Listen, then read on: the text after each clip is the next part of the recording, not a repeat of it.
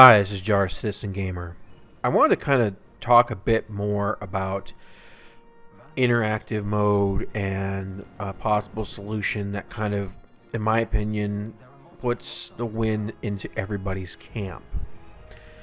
As you know, I have been an advocate of removing interactive mode because it does turn the game into very much an FPS kind of shooter where the original backers were very much assured that it would not be like Freelancer, no point and click.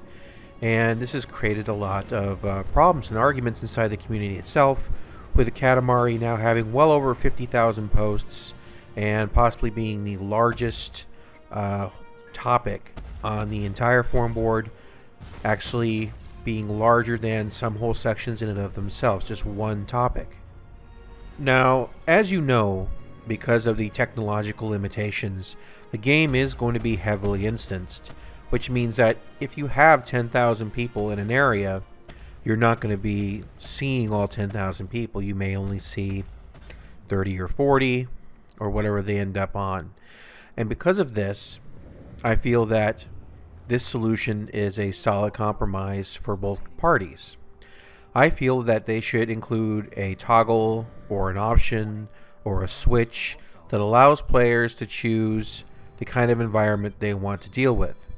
And that environment relates to a toggle that says interactive mode or non-interactive mode, meaning that players who want to play with virtual stick with the mouse, or stick players who don't want to deal with the very shoddy and broken IM mode that's now been attached to sticks, can instead choose to play with other players who have decided to play underneath the same rules. Now, those who want to have IM can also play underneath those same rules.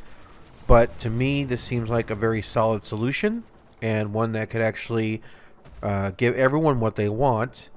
Yes, it does actually split people up at a certain point, but let's face it, we're all going to be split up to a degree anyway. This just makes it so that everyone gets what they want and nobody feels left out. Part of the reason I feel this has to happen at this point is the lack of statements confirming or denying or even pointing towards what the final direction of the game is going to be. And when the game was originally pitched, they of course talked about how it was a throwback to Wing Commander with elements of Freelancer, and there was even a statement made that current IM defenders like to point out, which was saying that it uses a mouse like Freelancer and a joystick like Wing Commander. Now, this is their primary argument for the existence of IM, but to be honest with you, that's a very intellectually bankrupt argument, because all that reads as, if you look at it, is it says, yes, if you have a mouse, you can fly with that. If you have a joystick, you can fly with that. There's no mention of specifics dealing with mechanics.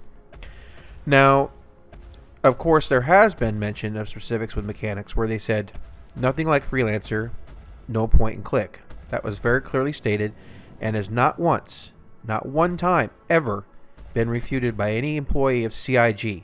And that interview still stands. So you have one specific statement and one generalized statement. And if you wanted to look at which one of those two would hold more weight dealing with mechanics, I would go with a specific statement and not the generalized one, which you're really just kind of pulling that conclusion kind of out of your butt, to be honest with you. But the reason that I think they'd have to keep IM in at this point in time is because, in a sense, they've kind of created a pattern. And while I'm no lawyer, I do know that if you set up an expectation of behavior, if something is repeated and if something is constantly shown to be a certain way, and then it becomes an expectation, you can't just change that on people and expect good things to come out of that. So in that regards, they have shown IM for over a year as being an integrated factor of the game without actually stating such, and not going back on their original statement to the original backers of nothing like Freelancer, no point and click. So you have a lot of new backers coming into the game that are under the expectation of kind of an arcadey kind of flight mechanic, and the old backers who were looking for a throwback to the great golden age of space sims. And this is causing a lot of conflict. And frankly, the lack of response from the developers kind of shows me they're afraid to touch this with a 100-foot pole. And so basically, I think they're going to have to go down the route of War Thunder.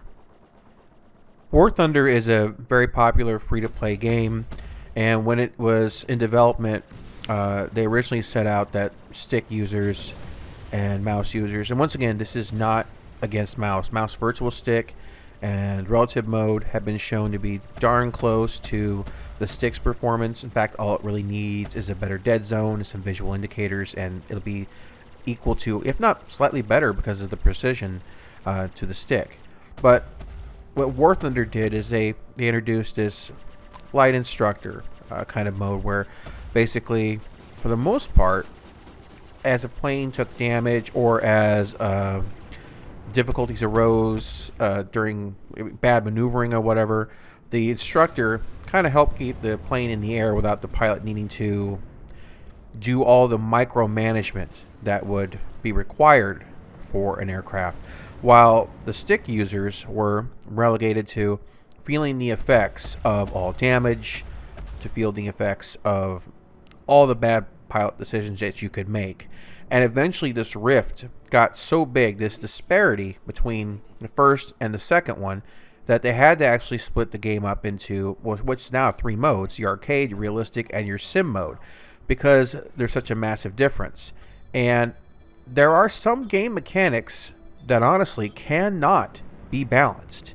And while some people like to argue that it's balanced at the top, that is actually a very poor argument, because what that says is that at max performance levels, everything is balanced. Well, yes, if you peak out everything and you're able to maximize the efficiency you have with a vehicle or whatnot, then yes, of course, everything meets at the top because it's the maximum.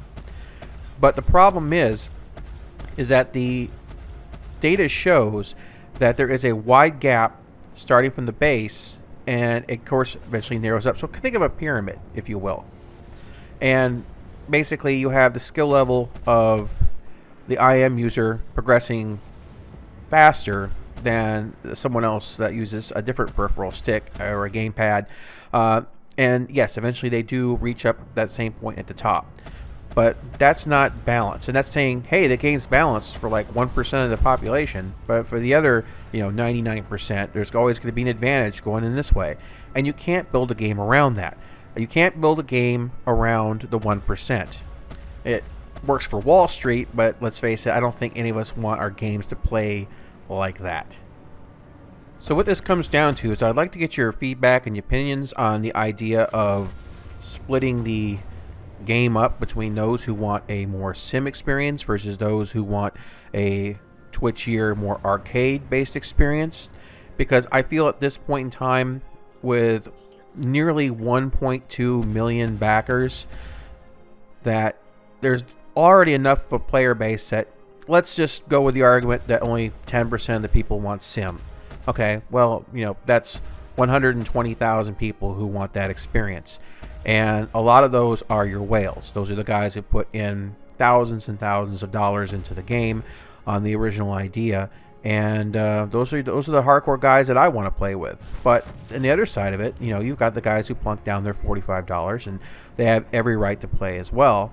And I get why they want to have IM. I mean, they're not into the deep experience. That's fine. I mean, I can get that. There's a lot of games out there like that, and they sell well for a reason.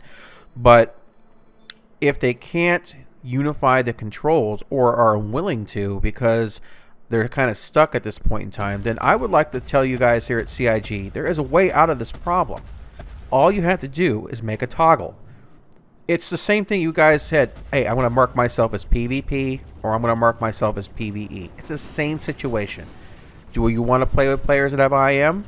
If you click no, you don't have IM as an option. It's disabled for you. And you don't meet players that have IM. Problem solved. There you go. Now build the game around balancing all the other stuff and stop worrying about IM as a factor. And then just go ahead and build that toggle in. It's going to be the simplest solution you can have. It's the one that's shown historically that works. And at this point in time, I don't see you having any other way out of it. And anyway, so leave your thoughts and comments down below. And this is Jar's Citizen Gamer. And as always, thanks for listening.